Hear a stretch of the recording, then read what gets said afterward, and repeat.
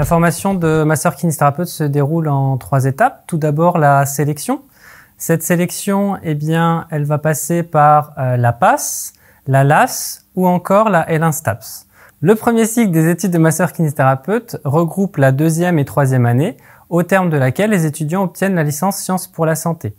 Le contenu de ce cycle concerne des enseignements universitaires axés sur la physiologie, l'anatomie et la méthodologie de recherche par exemple, et toutes les techniques de base du masseur-kinésithérapeute. Le second cycle des études de masseur-kinésithérapeute consiste en la 4e et 5e année. Durant ces 2 ans, l'étudiant va développer toutes ses capacités diagnostiques et le raisonnement clinique. Au cours des 4 années en école, l'étudiant va réaliser 7 stages qui vont lui permettre de développer toutes ses habiletés pratiques et diagnostiques. Au terme de ces 5 ans d'études, l'étudiant masseur-kinésithérapeute va obtenir le diplôme d'état de masseur-kinésithérapeute et un grade de master. Les qualités qui seraient nécessaires pour réaliser le métier de masseur-kinésithérapeute, ça pourrait être d'être intéressé par le soin, par les personnes, aimer le contact, être à l'écoute, empathique, bienveillant, être prêt à se remettre en question, être prêt à se questionner, à questionner les situations de soins, être d'accord pour investir un travail interprofessionnel, c'est-à-dire en coopération avec les autres professionnels du soin. Les évolutions de carrière possibles après un diplôme d'État, donc le diplôme d'État, c'est quelque part un droit d'exercer. Donc vous avez une formation initiale qui est de base et ensuite il y a possibilité de formation continue et la profession de kiné est une profession dans laquelle il y a énormément de formations continues. Donc les formations continues, on peut en faire pour s'améliorer, pour se spécialiser dans un champ. Donc ça peut être la pédiatrie, ça peut être la neurologie par exemple. On peut aussi obtenir de nouveaux outils, par exemple en faisant une formation en thérapie manuelle, en thérapie miroir, il y a beaucoup de thérapies possibles. On peut faire également une spécialisation au niveau d'une population, donc on peut se spécialiser dans rééducation gériatrique, pédiatrique, etc. Ensuite, les évolutions possibles dans la profession, on peut tout d'abord s'orienter vers la recherche, donc on peut poursuivre une carrière universitaire, une formation universitaire et pourquoi pas ensuite avoir une carrière universitaire soit dans la recherche, soit dans l'enseignement. On peut également poursuivre donc sa carrière au niveau, donc en allant plus dans le management, faire par exemple une école de cadre ou faire un master spécialisé dans le management pour gérer des équipes. Ensuite, on peut faire également une évolution qui serait plus vers l'entreprise, c'est-à-dire pour prévenir les troubles musculo-squelettiques et être plus du côté de l'ergonomie. Et le dernier domaine, ce serait une évolution donc vers la formation, donc soit s'orienter vers la formation initiale, c'est-à-dire devenir formateur dans un institut de formation, ou soit rejoindre un programme de formation continue pour partager son savoir auprès des autres professionnels qui sont déjà diplômés.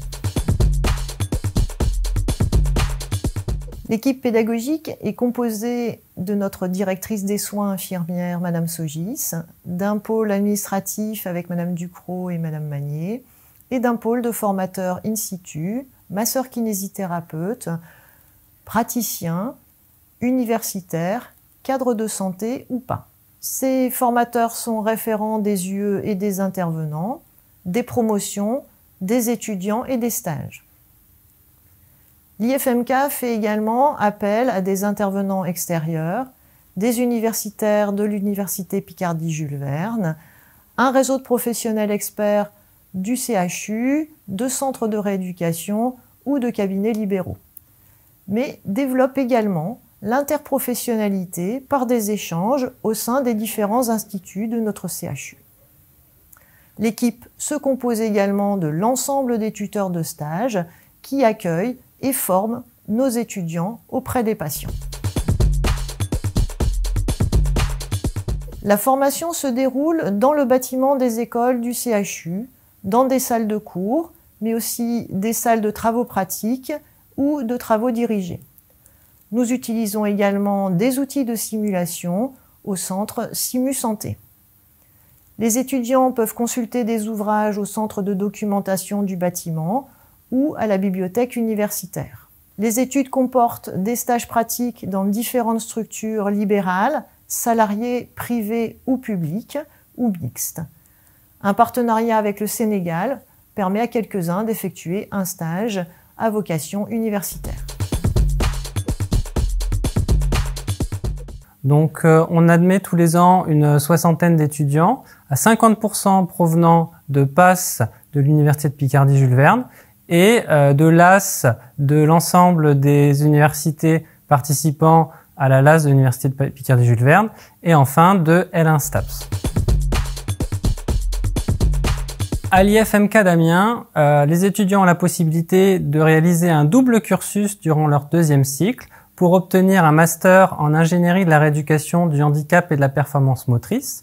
Ce master va leur permettre de développer leur expertise scientifique dans le domaine de la kinésithérapie pour leur permettre une diversification professionnelle vers, par exemple, la recherche ou la formation. L'IFMK d'Amiens est le seul IFMK public de la région Hauts-de-France, ce qui nous permet une voie d'accès diversifiée pour tous les étudiants.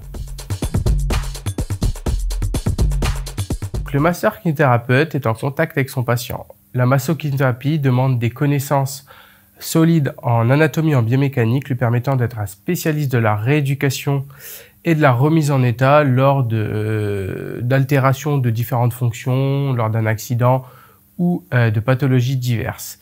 La massokinésithérapie comporte la promotion de la santé, l'éducation à la santé, la prévention, le diagnostic kinésithérapique et le traitement.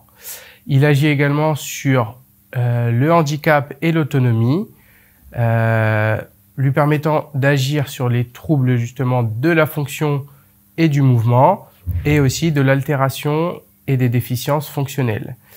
Le masseur-kinésithérapeute peut intervenir en libéral ou en salariat dans différentes structures, telles que des structures sanitaires, médico-sociales, médicales, avec différentes spécialités telles que le domaine sportif, pédiatrique, gériatrique, neurologique, traumatologique et bien d'autres.